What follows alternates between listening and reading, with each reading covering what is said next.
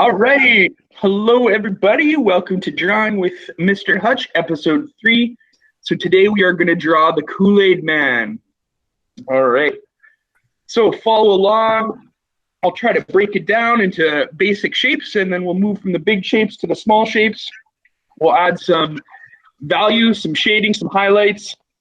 We'll do some outlining and give some color today. So you're going to need pencil, an eraser, sharpener. Go with a red pencil crayon. If you want your Kool-Aid Man to be a different color, you can choose your color. And then I'm also using a fine line black marker to do some outlining. So the Kool-Aid Man, his entire body is based on a pitcher of juice. So it's a very rounded shape. So let's just start off with a planning shape like that, a little circle. Okay, remember when we're using our planning shapes, we're drawing very lightly because we're going to make some changes. We'll erase some of the parts of the line, add the parts of the line, and it's just easy if we start off just pressing very lightly as we go. All right, so that's the main shape of the Kool-Aid Man. I'm going to add another oval shape right down here. And this is going to be one of his feet in the end. Okay? Well, oval shape down in the kind of the right-hand corner, right bottom corner of the, if you're thinking about a circle doesn't have corners, but bottom right-hand side. All right. Next, we're going to go over to the same side as that foot that we just put in there, and then just slightly above the foot, let's do a square. This is on a bit of an angle. This is going to end up being his hand, one of his hands. Okay, and then it's got just a tiny little rectangle there that becomes his arm. All right. Now we're going to move to the left here, and we're going to draw another oval shape, and it's going to be a little bit smaller than the one next to it. This is his other foot, but it's kind of behind him because he's in a walking or running motion. So it's going to be a slightly smaller oval.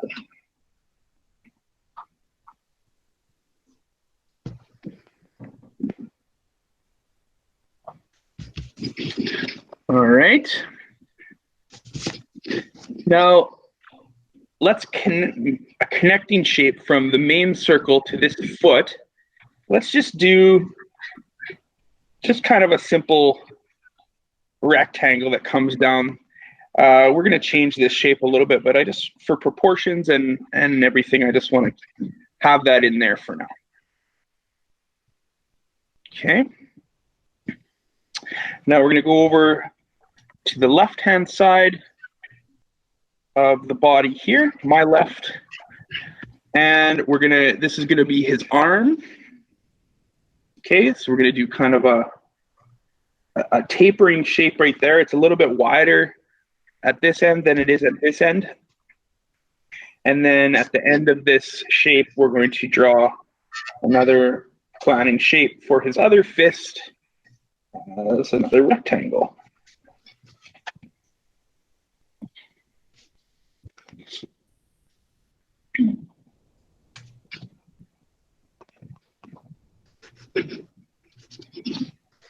All right.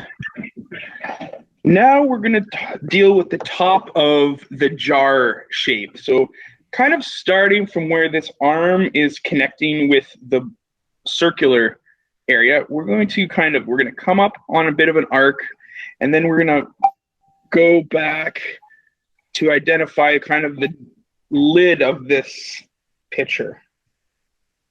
Okay, like that. All right, and now this line it gets a little bit interesting because it's got a really big contour in it. So we're going to start up like this, but then it's going to come right down and around like that.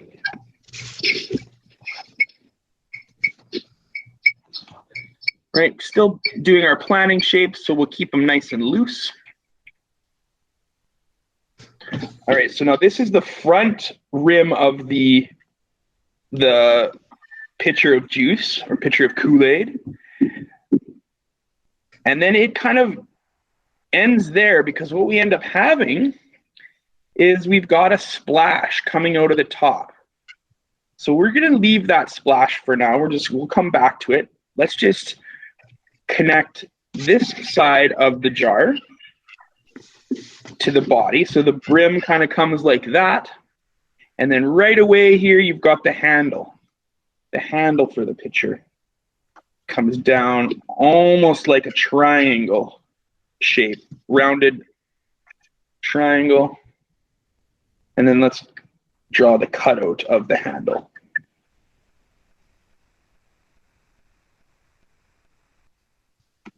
Okay. So now we've got our basic pitcher shape. We've got the handle in there. We've got our simplified arms and legs. So now we're going to start to break down some of the smaller shapes that we see.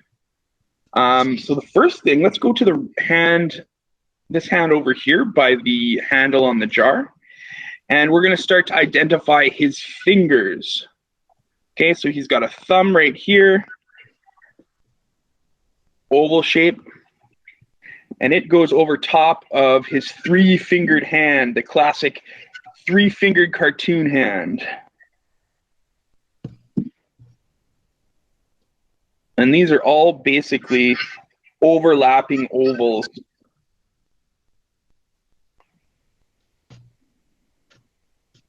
So we got 1, 2, 3, and this third knuckle, it turns into the bottom part of his hand. That is going to come around and kind of connect to his wrist. Bring this line in a little bit. Okay. So you start to see now he's got his fist. He's making a fist. And if we go to this side of the thumb, we're going to see the kind of the fat palm part of his hand that comes down and connects with his arm right there. Okay.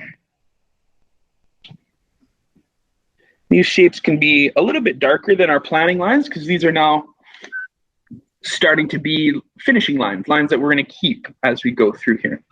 Now, we need to make sure that we keep this line. Let's darken up this line of the pitcher because it actually comes right in front of his wrist here. Okay, so we can clean that up a little bit. Right. Now, I'm going to just slightly change the angle of this foot. Should be a little bit further out. A little closer to his hand.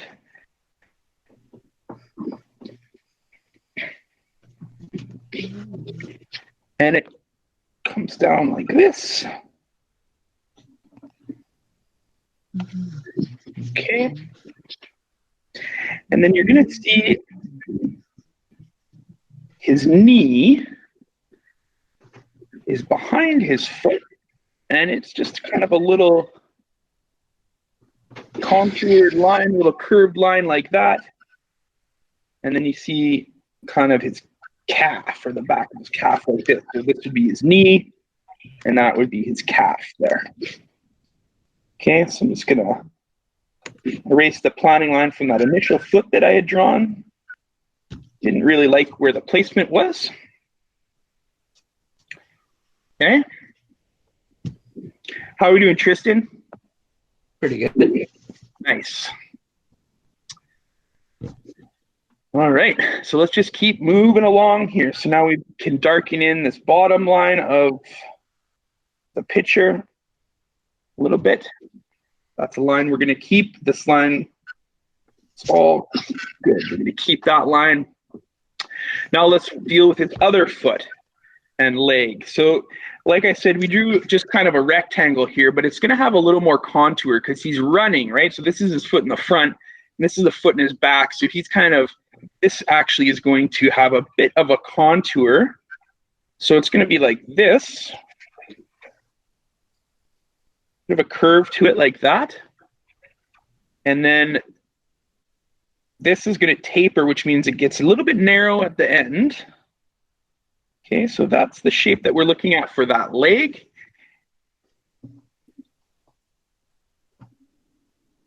Actually, this is a little, this part is a little long. Let's shorten that up just a touch. That. Okay, and then I think this actually curves in a little bit earlier.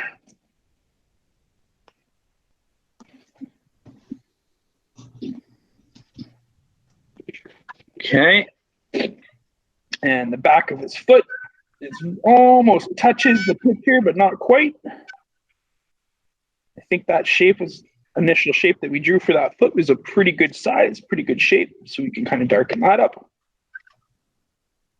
Okay.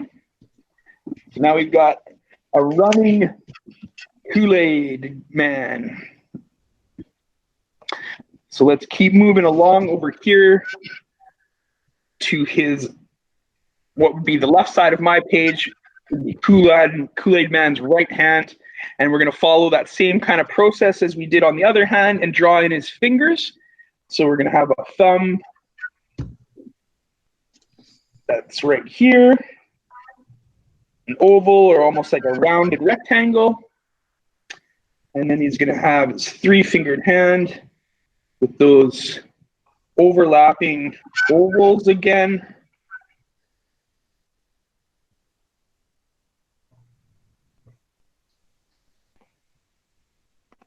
Finger here.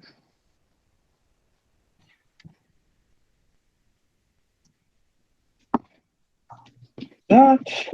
And then the other side of this last pinky finger, it comes around to create the fleshy part of the palm there. Then you have another part of the palm that comes kind of underneath the thumb. And then we're going to just connect this arm right down to kind of the inside of the jar, because this hand is kind of in front now. So you can see those lines come in to the pitcher, and the pitcher line ends up going behind that line, which is the opposite of what we did over here. Okay, so this hand was behind the pitcher line, this hand is in front of the pitcher line. Right, it's looking good, looking good. All right, so I'm just going to continue along this line here, darken it up a little bit because I like what it looks like. I like where its placement is. Maybe bring this the top rim of the pitcher out a little bit further, a little closer to that hand. Okay, I'm going to darken up this line because I like the looks of it. Okay, and then we'll just kind of end it right there. Okay, and now we're going to bring the inside line of the rim of the pitcher like this. And we're going to meet up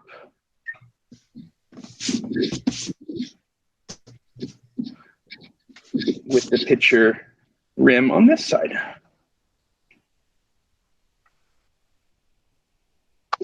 Okay.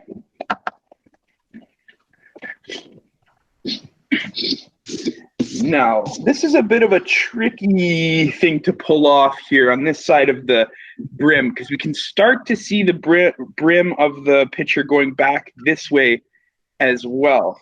So what we need to do is we need to kind of erase this connection piece right there.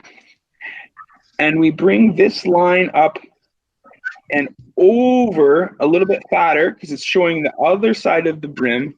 And then this line comes in here and just ends like that. It has the look of a tongue almost at the very end here, just like sticking out. And then this line recedes back there.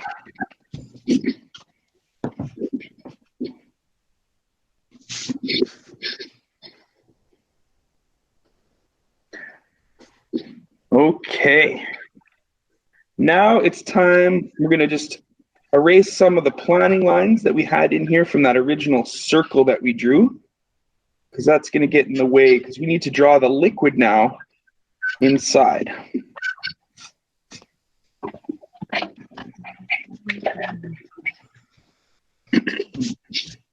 So if we're up here, right by the brim,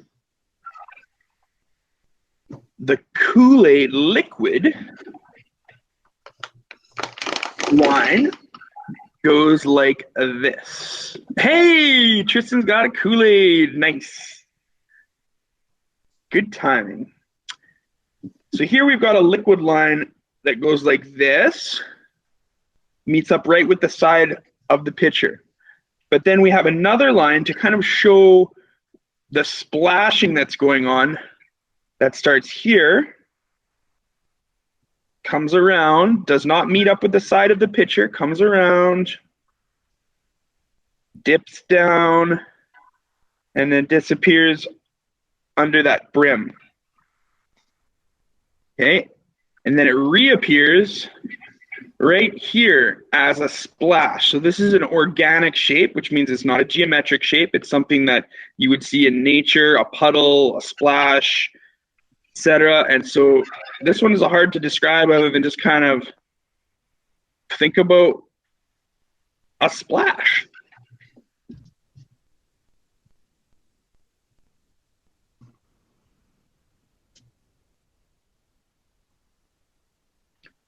All right, so we got a bit of a splash happening here.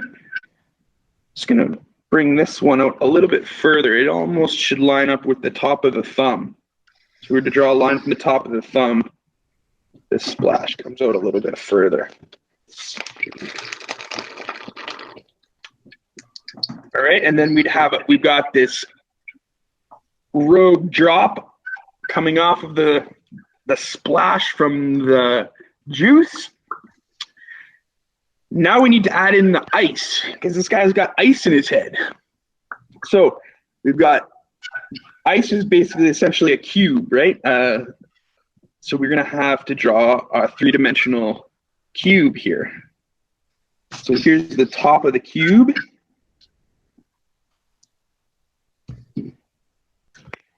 Okay, and you see just a little bit poking up. And then you've got juice here, so it's floating in the juice. There's one ice cube. We've got a second ice cube right here. And this one, you just see the top of it there, and then you see a little bit of it come down under the rim, just like that. And there is a third ice cube, and it's sitting over here. So it goes like that. You see a bit of it above the rim there. It comes over.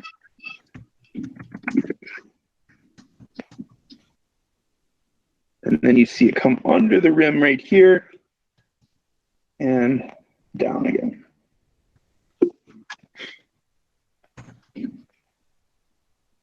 No problem, Tristan.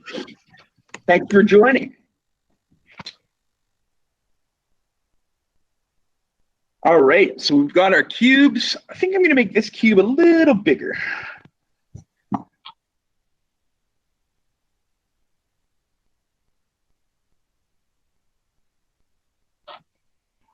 Okay. Good. All right, so let's just kind of, we can finish up this top part. So we've got the brim. It comes down this way. Right, and we've got the juice line that continues in here. And then we have an additional splash kind of coming up from behind this cube.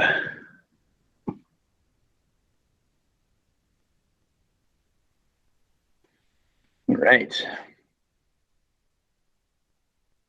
There we go. Looking good. Okay, let's darken in this handle. The jar line comes in front of it. All right, I think we're ready to put in his face. So let's start with eyebrows. So we've got an eyebrow here.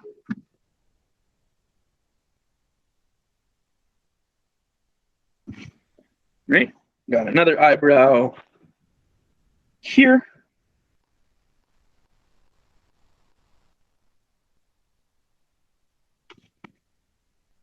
And his eyes look like commas. Sorry, quotation marks. Commas would be the other way. So we've got 2 comma eyes. Quotation mark eyes, I should say. And he's got his funny little nose.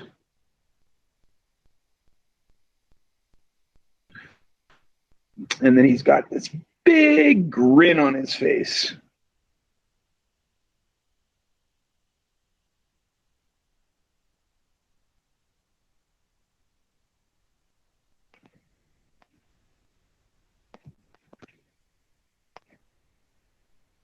Classic cartoon mouth.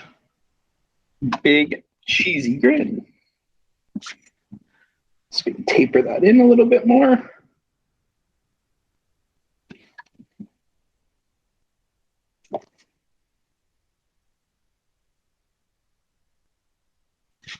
All right. A few detail lines on his foot to show where the bottom of his foot is.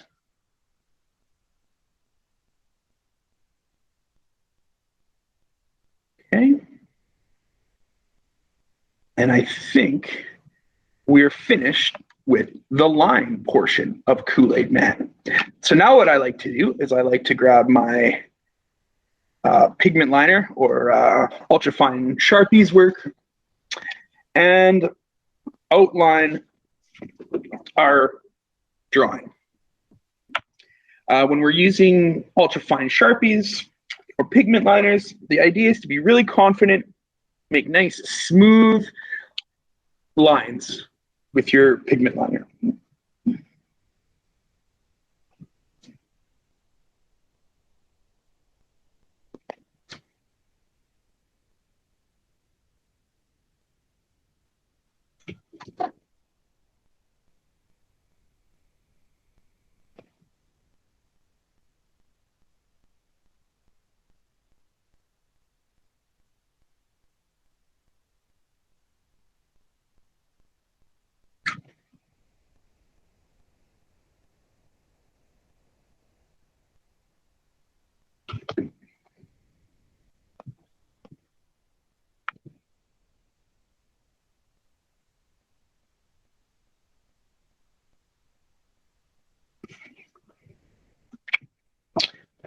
I like to kind of move my book around instead of moving my hand around. I like to kind of draw my lines, move my book to where it makes more sense rather than moving my hand. I feel comfortable with my hand position here, so I'll move the drawing around.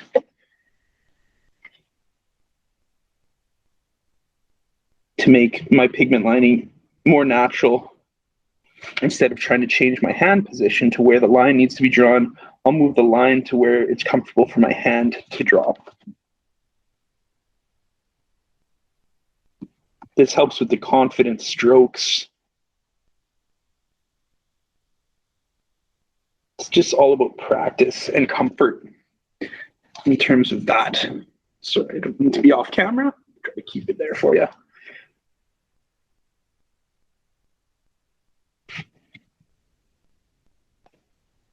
Especially for these long lines, you want your hand to be in a position that it's comfortable with, that it's used to. you're drawing a lot, you don't want to cramp up, especially when you're doing pigment lining. That's the worst time to cramp up. All right, so then there's also the ability to kind of adjust sizes and things as you go. Get it to a place that you feel a little more confident about. There's little things that you wanted to change. You didn't change with the pencil. You can do that now. I'm making my ice cubes look a little bit more rounded.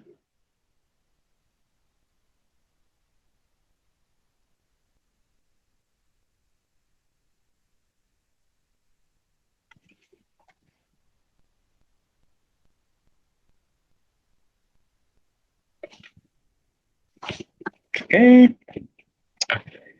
Eyebrows. Eyes.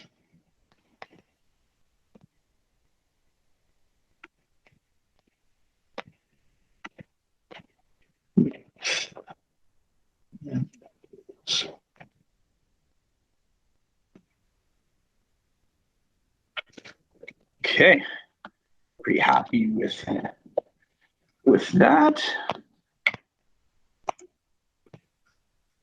Okay, so now what I'm going to do is I'm going to take my eraser and erase all of my pencil lines.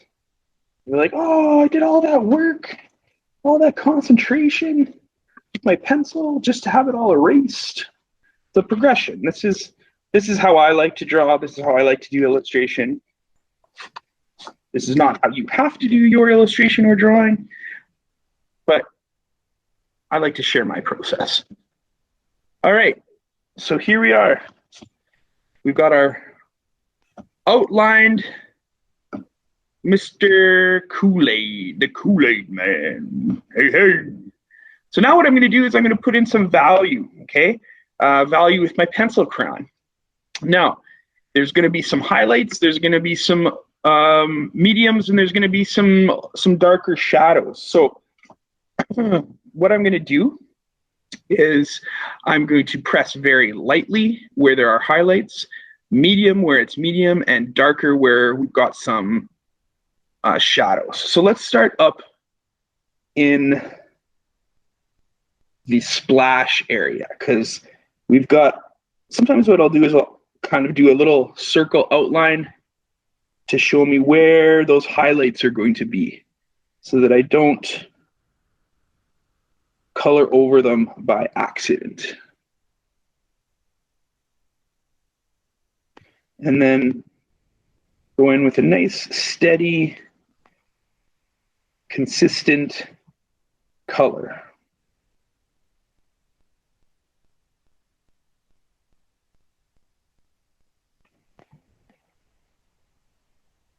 Okay, it's always best to probably color a little bit lighter at first, because you can always go back in and darken things up. I mean, there's potential to lighten things up with a good white eraser, but color often doesn't erase as nicely as you would hope. So always start light and work to your darks.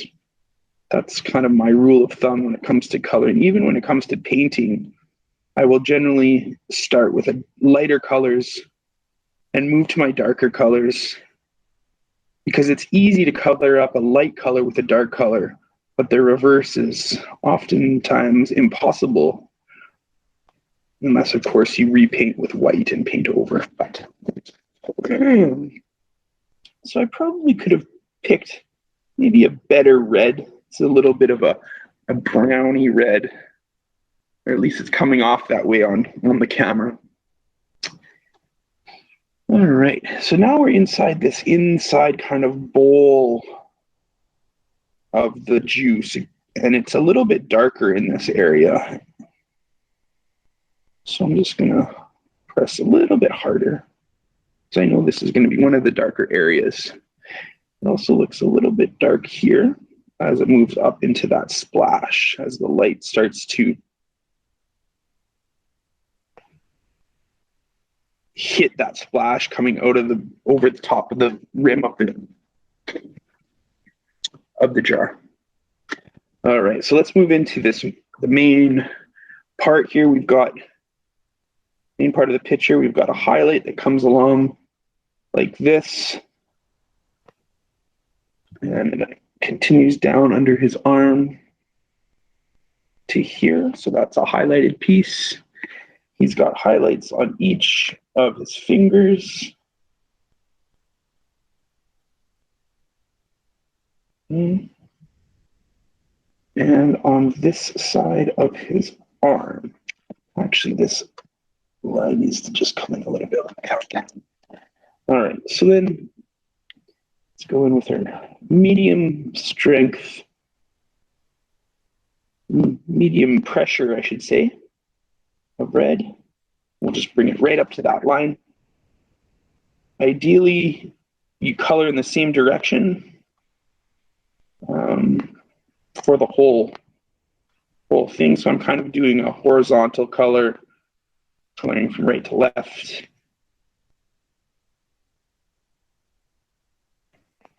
Right.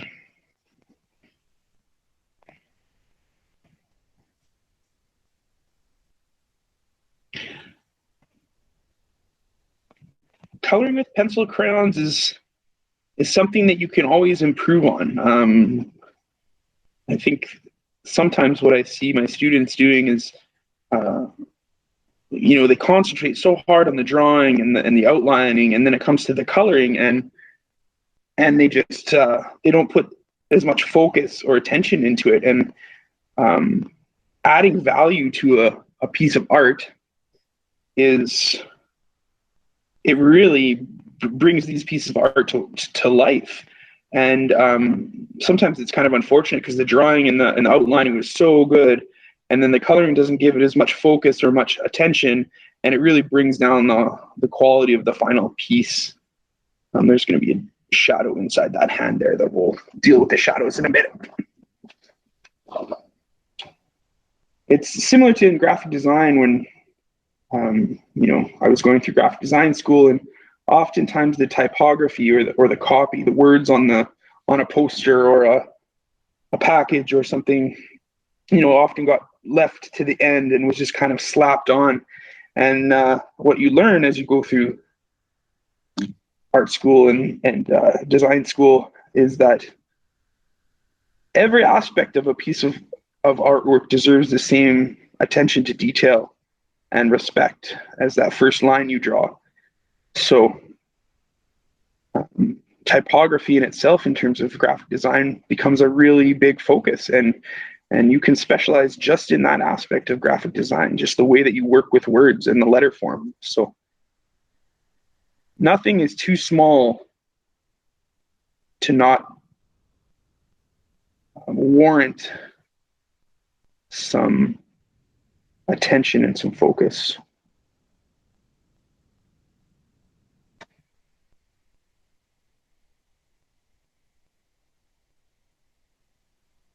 Some of you might be watching this thinking, holy smokes, he's taking forever to color this. But it's about focus. It's about, I'm thinking about how hard am I pressing, the length of my strokes. Am I blending it pretty evenly throughout? Am I giving this nice, consistent, medium pressure?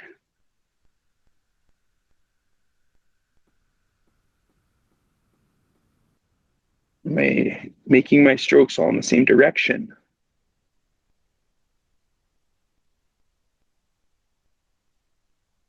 Pencil crayons can be a very, very strong tool to use. Some people write them off as a simple. I'm gonna have a shadow along this side too here, so I'm gonna deal with that in a second. They think of pencil crayons as maybe a lower level tool in terms of graphic design or art or illustration, and in fact they're very, very powerful. They give such nice textures. They draw from the texture that you're drawing. They draw from the texture of the paper you're drawing on. they blend so interestingly. Obviously, the quality of pencil crowns that you have will determine a lot of these things, but they're just a great accessible tool that you can have practice with very early in life and use them a lot and for a long time. I love coloring with pencil crayon.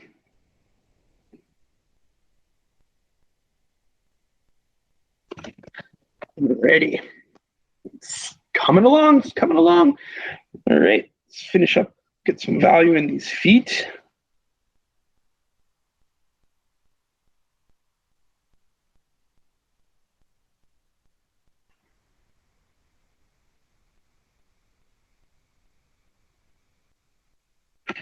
And got a bit of a highlight. Oops, here we go. I missed the highlights on this foot. So see how well this works. Take my eraser in here. See if I can get back that highlight a little bit. On the knee here as well.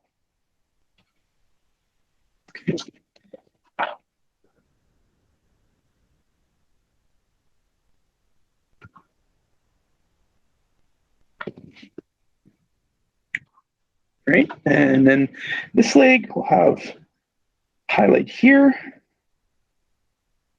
and here.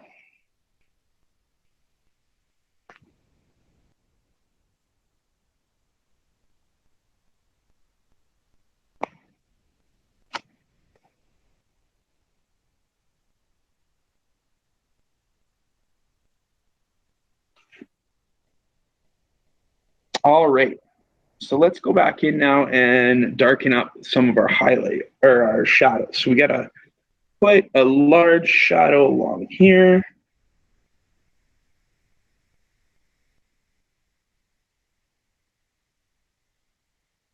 So we're going to use some more pressure to identify that shadow. He's got some shadows in here in his palm.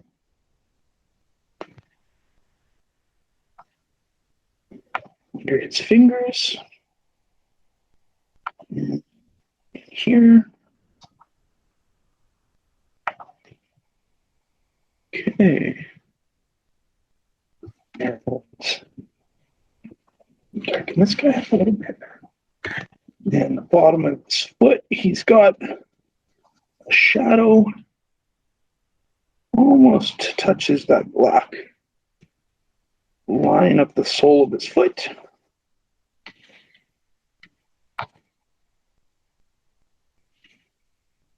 Okay. Back of his foot here.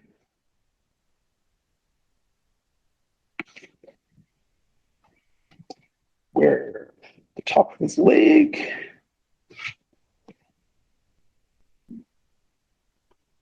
Okay, let's darken up.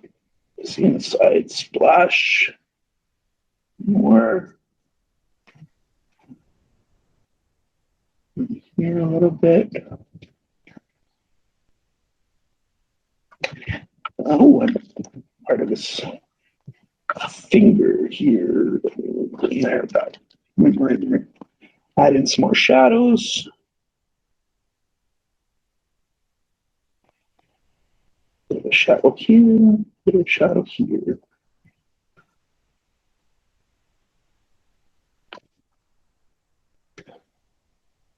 Okay. Bottom side of these splashes, always opposite the highlights behind this maybe. All right, so what I'm seeing now is that I'd like to add a little more value in the main part here, main part of the picture.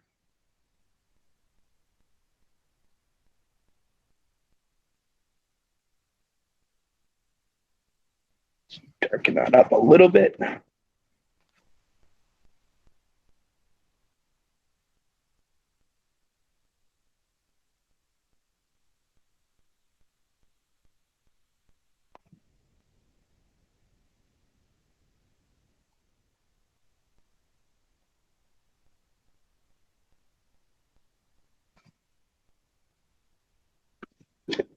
a bit of a shadow here I missed as well.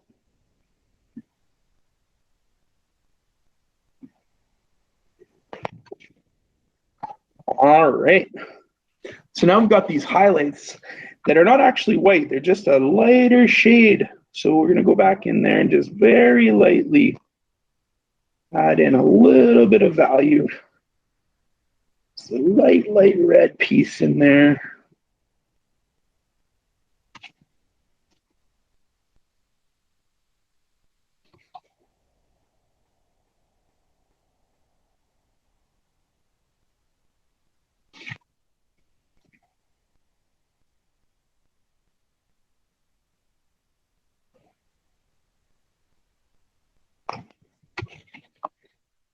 Okay. Now, I'm just going to bring in my pencil again and just add a little bit of darkness right inside those shadows. The darkest part of the shadows gets just a tiny little bit of pencil value to really pull it away from the rest of the value in that red there.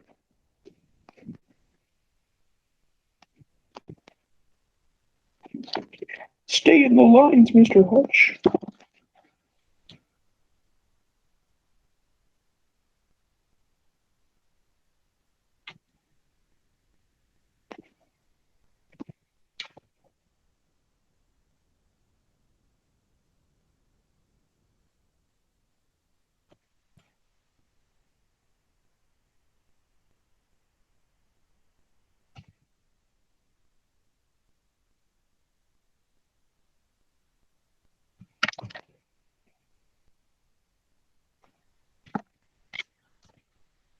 Cool.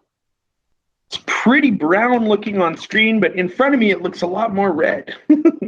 All right, so let's now dial in the eyes, mouth, nose, eyebrows. So these highlights need just a little more value there. Looking a little bit white.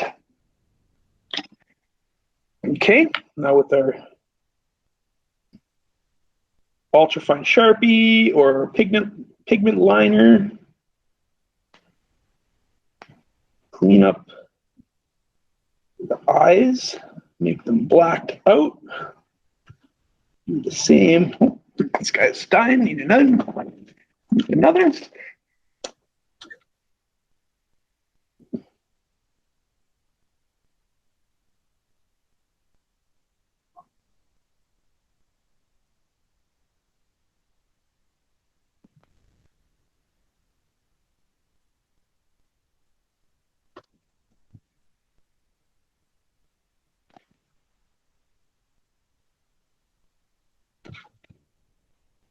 Again, turning the page so that my hand is comfortable.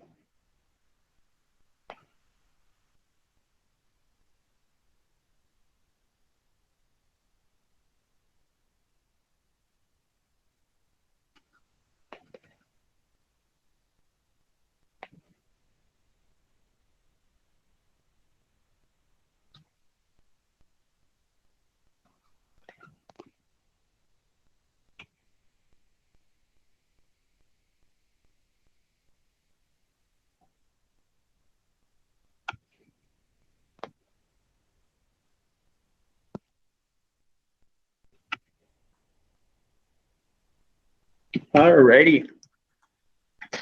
Boom. Kool-Aid man. All right, last but not least, I like to just do another maybe thicker outline just on the outside lines of the illustration. You don't have to go in. We're just doing an outline of everything. It just gives it a more of a cartoon, illustrative feeling. Makes it come off the page a little bit more.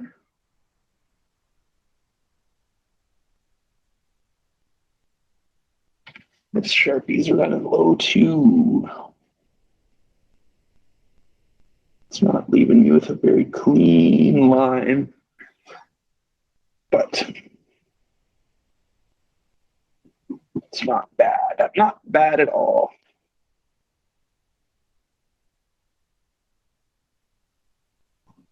The only thing is that on camera, it looks like a pitcher of iced tea more than it does a nice red Kool-Aid. But boy, if you were here in real life, you'd like, wow, Mr. Hutch, that looks like a nice red pitcher of Kool-Aid.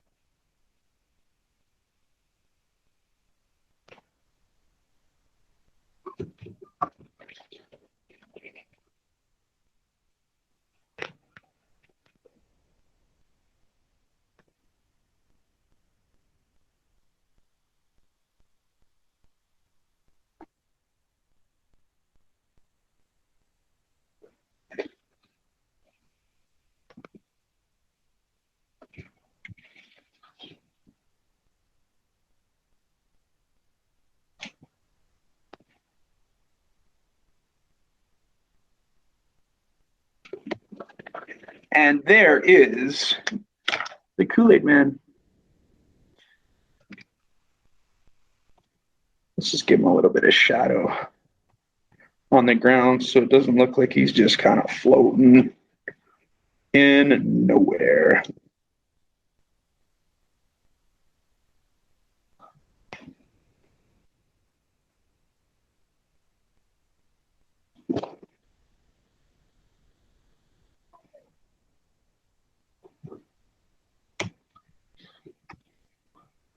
Just to make him look like he's got some ground.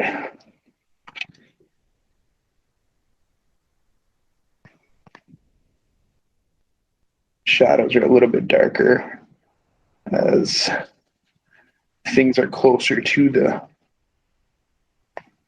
ground.